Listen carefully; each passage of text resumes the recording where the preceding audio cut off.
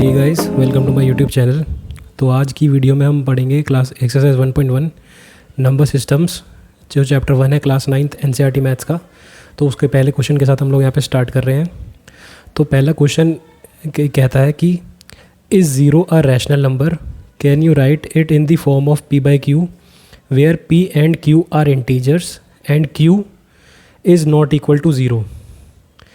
ये हम इस क्वेश्चन में हमसे पूछा है कि क्या ज़ीरो एक रैशनल नंबर है और क्या हम लोग उसको p बाई क्यू की फॉर्म में लिख सकते हैं, where p and q are integers and q is not equal to zero. तो ये है, इसका आंसर जो आएगा वो आएगा yes, we can write zero in the form of p by q where p and q are integers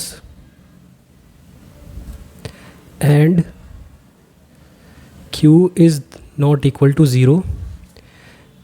Also 0 is an integer value.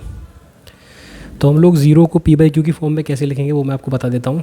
जैसे हम लोग ज़ीरो है, ज़ीरो को हम लोग p बाई क्यू की फॉर्म में अगर 0/1 लिख दें या 0/2 लिख दें तो सिंप्लीफाई करके 0/1 का आंसर जो आएगा वो ज़ीरो ही आएगा और 0/2 का जो आंसर आएगा वो भी ज़ीरो ही आएगा। तो हम लोग p बाई क्यू की फॉर्म में भी इसको लिख पाएंगे, वेयर क्यू जो है यहाँ पे कि जो q होता है डिनोमिनेटर होता है हमारा q, तो q की वैल्यू ज़ीरो नहीं है यहाँ पे या तो 1 है या तो 2 है और यहाँ पे जो न्यूमरेटर है वो 0 है। तो हमने इसको p बाई क्यू की फॉर्म में भी लिख दिया, जो where p and q are integers, zero एक इंटीजर होता है और q भी ज़ीरो के इक्वल नहीं है। तो हमारा क्वेश्चन यहाँ पे सॉल्व हो गया। अब हम लोग कर रहे हैं क्वेश्चन नंबर 2 एक्सरसाइज 1.1 का, नंबर सिस्टम चैप्टर 1 की। तो अब इस क्वेश्चन में हमको पूछा गया है कि find 6 rational numbers between 3 and 4। तो हमें 6 रैशनल नंबर्स फाइंड करने हैं 3 और 4 के बीच में।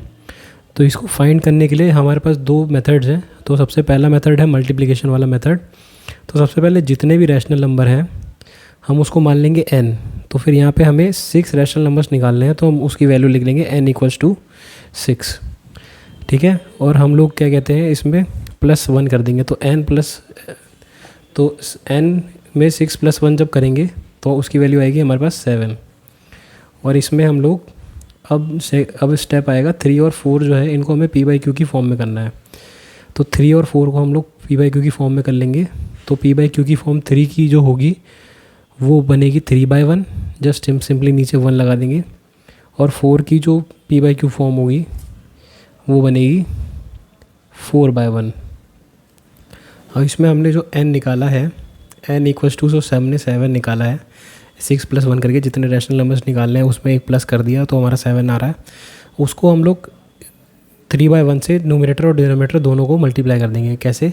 7 को ऊपर से भी और 7 को नीचे से भी मल्टीप्लाई कर देंगे। तो हमारे पास आंसर आएगा, 7 को जब इससे मल्टीप्लाई करेंगे 7 3 × 21 आएगा और नीचे हमारे पास आएगा 7, क्योंकि 7 1 × 7 होता है। इसी तरह से 4 को भी 7/7 से मल्टीप्लाई करेंगे, 7/7। तो ऊपर जब मल्टीप्लाई करेंगे तो हमारे पास आएगा 7 4 × 28 और नीचे करेंगे तो वो 7 आएगा। अब इन 21/7 और 28/7 अगर इन दोनों के बीच में जो भी वैल्यूज़ आएंगी वो हमारा आंसर होगा, रैशनल नंबर्स वही होंगे।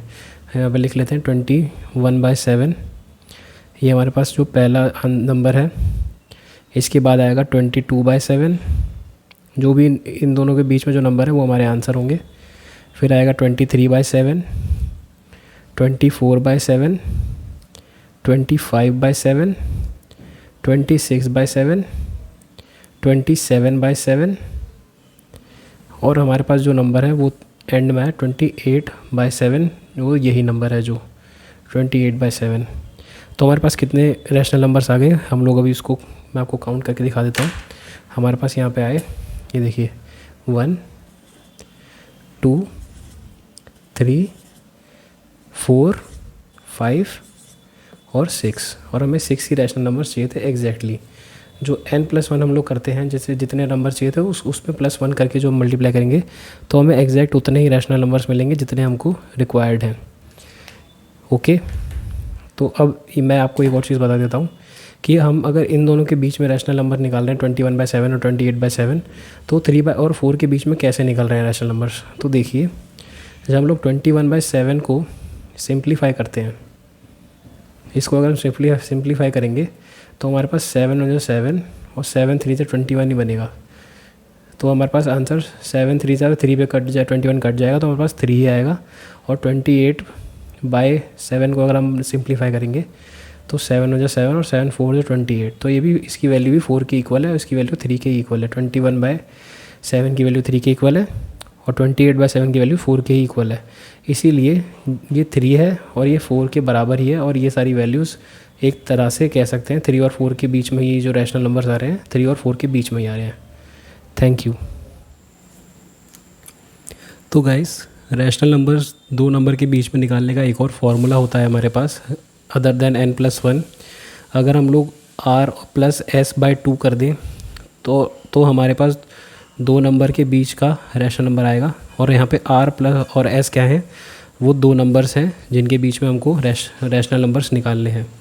तो एग्जांपल के लिए, जैसे हमने अभी 3/4 के बीच में निकाले तो हम उनके बीच में ही निकालते हैं।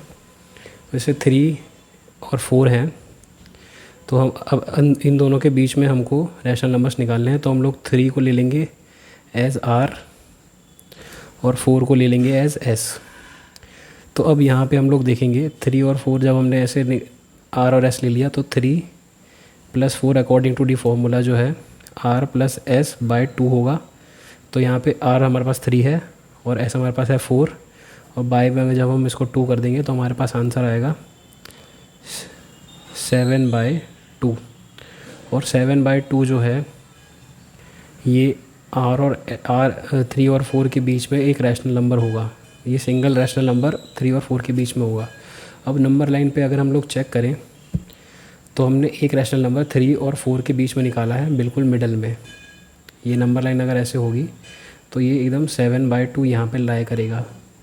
और 7/2 की अगर आप वैल्यू निकालेंगे, अगर इसको सिंप्लीफाई करेंगे तो यहाँ पे हमारे पास जो वैल्यू आएगी वो आएगी 2 से अगर सिंप्लीफाई करेंगे 2 3 6 और 2 5 10, तो 3.5 आ रही है एग्जैक्टली। 3.7 जो 3 और 4 के बीच की जो वैल्यू होती है 3.5 ही होती है। तो हमारे पास ये जो 7/2 निकाला है हमने, वो एक वैलिड एकदम इसके मिडिल में लाई करने वाला रैशनल नंबर है।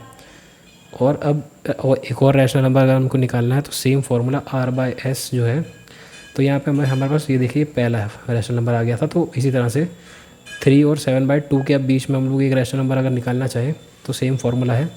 अब यहाँ पे जो है सेकंड वाले में अगर देखें, सेकंड फार्मूले में, तो r हमारे पास अभी भी 3 ही रहेगा, लेकिन s जो है वो बन जाएगा 7/2, क्योंकि 7/2 के 3 और 7/2 के बीच में हमको निकालना है ना। यहाँ पे अब इन दोनों के बीच में निकलेगा जो रैशनल नंबर निकलेगा। तो जब इसको निकालेंगे तो हमारे पास कैसे आएगा, हमारे पास बिल्कुल सेम फार्मूला जो यूज़ करना है r+s/2। तो जब इसको सेम फार्मूला से जब हम उसको सॉल्व करेंगे तो हमारे पास आएगा 3 + 7/2 डिवाइडेड बाय 2, क्योंकि डिवाइडेड बाय 2 यहाँ पे भी है। तो अब इन दोनों को पहले प्लस कर लेते हैं। तो इसका एलसीएम आएगा 2, ये इसका 2 आएगा। 3/1 + 7/2 करेंगे तो हमारे पास आएगा ये एलसीएम में 2, और 3 1 जा 3 होता है तो ये इंटू 2 हो जाएगा यहाँ पे। तो ये जाएगा 6 + 7 बाय यहाँ पे 2, यहाँ पे जो एलसीएम है, ठीक है, ये तो 7 + 6 और ये 13 आ जाएगा, 13/2। और यहाँ पे डिवाइड एक और एक्स्ट्रा था, ये देखिए ये एक एक्स्ट्रा डिवाइड ये था, तो इसके बाद यहाँ पे डिवाइड बाय 2 था, तो यहाँ पे भी डिवाइड बाय 2 आएगा। तो अब डिवाइड बाय 2 कैसे होता है, 13/2 को डिवाइड को हम ऐसे भी लिख सकते हैं डिवाइड बाय 2। तो इसको सॉल्व कैसे करते हैं, यहाँ पे मल्टीप्लाई का साइन आ जाता है और इसका रेसिप्रोकल कर देते हैं 2 का, जो इस साइड वैल्यू होती है, ये डिवाइड जो हो रही होती है वैल्यू। तो यह आ जाएगा 13/2 इंटू यहाँ पे 1/2। तो हमारे पास ये एक और वैल्यू आ जाएगी, ये 13/4 जो है ये वैल्यू आ रही है हमारी 3 और 7/2 के बीच में। अब इसी तरह से इन दोनों के बीच में जो वैल्यू आई है 13/4, और इस तरह से हम लोग 33 और 13/4 सेम फार्मूले की से निकाल सकते हैं इन दोनों के बीच में, 3 और 13/4, या फिर 13/4 और 7/2 के बीच में भी हम लोग ऐसे निकाल सकते हैं वैल्यूज़।